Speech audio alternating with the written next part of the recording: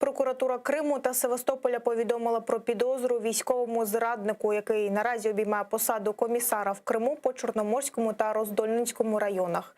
Його звинувачують у порушенні законів та звичаїв війни, зокрема у примушуванні осіб служити в Збройних силах держави-окупанта.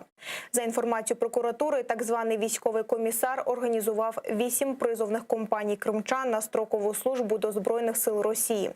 Вказані дії чоловік вчиняв всупереч статті Женевської конвенції, яка категорично забороняє державі-окупанту примушувати цивільне населення служити в їх Збройних силах. Санкція статті передбачає покарання на строк від 8 до 12 років позбавлення волі.